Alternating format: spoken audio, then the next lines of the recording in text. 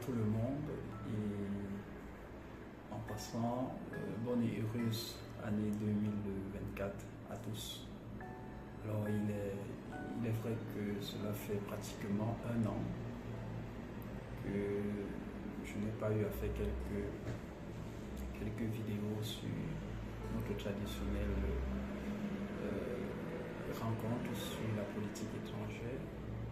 Et qu'à cela ne tienne, alors aujourd'hui je suis là avec vous. Alors aujourd'hui nous allons aborder, toujours dans notre démarche d'étude de la politique étrangère, nous allons aborder l'évolution de la politique étrangère. Bien vrai déjà que dans une précédente vidéo, j'avais sommairement abordé l'évolution. Mais aujourd'hui, nous allons nous consacrer à cet exercice. Voilà, on doit encore revenir un peu sur la définition de la politique étrangère pour ceux qui prennent le temps. On a eu à concevoir la politique étrangère comme beaucoup d'auteurs, dont Jean-Frédéric Morin, Marcel Mell, James Rosno, Kenneth Roth, en tout cas, tous ces penseurs des relations internationales et de la politique étrangère, ils conçoivent la politique étrangère comme une sorte de politique qui a pour ambition de défendre les intérêts d'un État sur la scène internationale. Dans l'évolution historique, si on peut dire ainsi, la politique étrangère, l'analyse plutôt de la politique étrangère a débuté dans les années 50 avec bien sûr les travaux de Snyder-Brick et de Sapin qui ont essayé d'une certaine façon de structurer, de donner quelques éléments importants à l'analyse de la politique étrangère. Alors, on peut, à partir de là, on peut diviser la politique, l'évolution, pardon, on peut sectionner l'évolution de la politique étrangère en trois principales étapes. Déjà, nous avons la première étape qui peut débuter dans les années 60 et qui va s'achever dans les années 70. Et dans les années 70, c'est une autre étape qu'on pourrait nommer l'âge d'or de la politique étrangère. Donc, nous y reviendrons. Et la troisième étape, c'est celle qui débutera dans les années 80. Bon, je dis trois étapes, donc ce sera au moins quatre étapes. La troisième étape sera celle de 1980 à 1990. Et ainsi la quatrième de 1990-2000. Et à partir de 2000, c'est vrai qu'il y a des travaux qui ont été faits. Alors revenons déjà dans les années 60. Bon, pratiquement la politique étrangère débute dans les années 50. Et précisément dans les années 60-66, nous avions eu l'appel qu'a lancé un grand internationaliste, politologue aussi, James Rosno.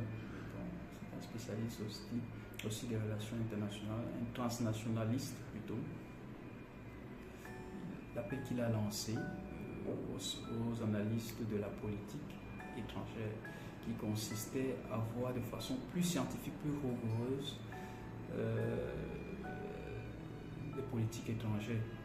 Alors, cet appel n'était pas sans effet parce que plusieurs spécialistes ont eu à répondre et à essayer de fournir quelques travaux de recherche là-dessus.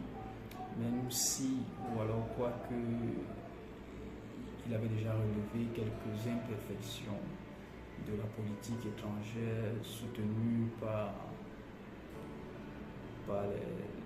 les spécialistes des relations internationales dont il pensait que ce n'était pas rigoureux. Alors, lui, il aimerait que l'analyse de la politique étrangère revêt un caractère plus scientifique. Il était dans une démarche de raisonnement, cause, effet, et tout, afin que cette analyse puisse être généralisée à tous les États. Donc, et nous voyons bien là que c'était une démarche pleine d'intérêt pour l'étude de la politique étrangère, même si par la suite ça a été compliqué. C'est comme cela que dans les années 70, on peut faire également le parallélisme avec un nouveau courant qui est dans les relations internationales, qui est celui du néo-réalisme. Alors c'est un néo-réalisme dont le père fondateur serait Kenneth Waltz. C'était un Américain, un grand politologue américain qui essayait de structurer cette théorie sur la base des différents événements qui ont marqué les années 60-70. Et c'est comme ça que dans les années 70 aussi, la politique étrangère sera abondée de recherches, si on peut dire ainsi.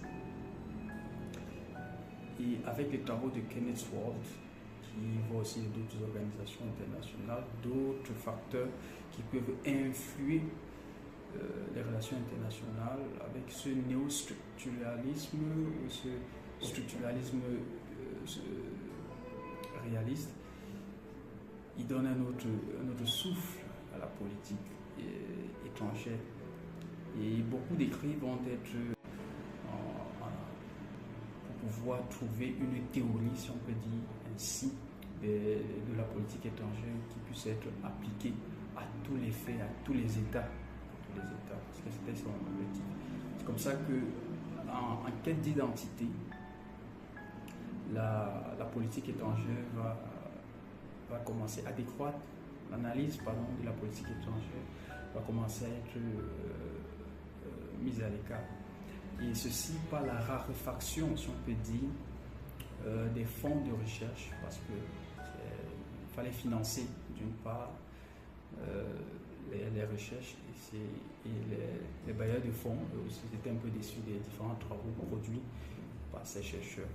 C'est comme ça que dans les années 80, vous allez voir, on a le déclin de la politique, de l'analyse de la politique étrangère. Et toujours en quête bien sûr, de cette identité. Dans les années 90, on va progresser dans les années 90. Rappelons-le aussi, James Rosenau toujours, à travers le transnationalisme, à travers également aussi les travaux de Laura Neck qui consistaient à synthétiser l'évolution des différents acteurs de la politique étrangère, va produire une synthèse. Et c'est à partir de cette synthèse que certains points qui seront communs à tous ces chercheurs en politique étrangère vont permettre de se remettre sur des rails, si on peut le dire ainsi, de la politique étrangère. Ainsi, on va évoluer avec les différents faits internationaux.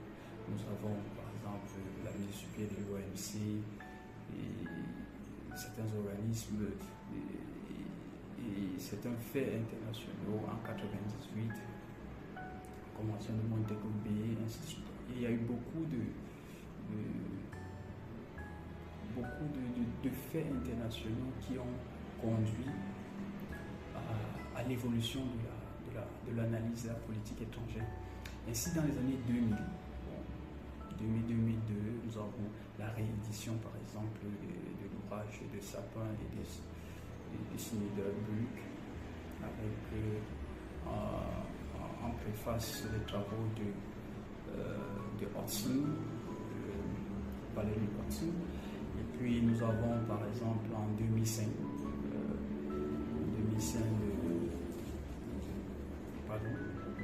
nous avons eu aussi en 2005 le Foreign Policy Analysis, cette revue qui qui produisait davantage de travaux sur l'analyse de la politique étrangère. C'est comme ça que l'analyse de la politique étrangère a connu, on peut dire, un envol aussi important. Et ce qui est aussi important de rappeler, c'est que au niveau de l'analyse de la politique étrangère, plusieurs auteurs ont essayé de l'analyser selon des théories. Par exemple, si on prend un peu le cas des États-Unis, il y a eu plusieurs théories pour analyser la politique étrangère.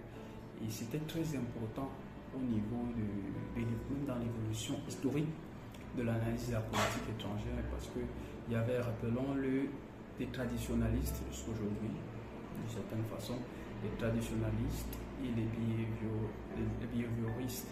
Donc, ceux qui sont plutôt empiriques, si on peut dire, et d'autres qui sont, voilà, ils utilisent ça seulement, ils utilisent la politique étrangère simplement sous son aspect théorique. Et d'autres ont essayé de rendre ça un peu plus scientifique. Donc, on peut les appeler les empiristes. Donc, je disais qu'il y avait des théories. Alors, il y a les théories pluralistes qui essaient un peu de voir les différents groupes, les lobbies, et les différents groupes, les lobbies qui impactent la politique étrangère. Nous avons aussi les théories culturelles. Donc, les théories culturelles, c'est plutôt l'identité d'un peuple.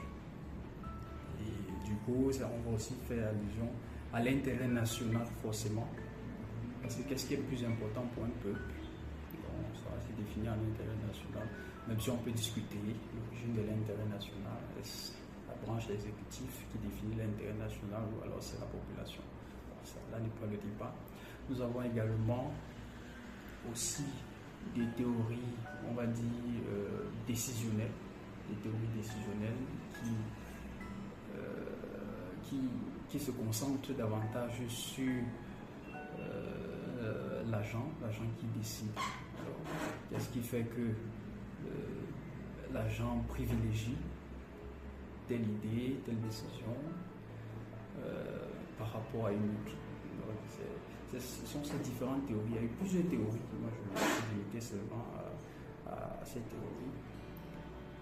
Ces théories ont également impacté aussi l'évolution de la politique étrangère, de l'analyse de la politique étrangère, parce que pour pouvoir aujourd'hui voir comment un État défend ses intérêts, c'est tout ce processus qu'il faut tenir compte. Donc, c'est un peu ça de façon globale, l'évolution historique. Il est certes vrai, je ne prétends pas à l'exhaustivité de mes propos, mais c'est un peu de façon globale ce qui est en rapport avec l'évolution de la politique, de l'analyse de la politique étrangère.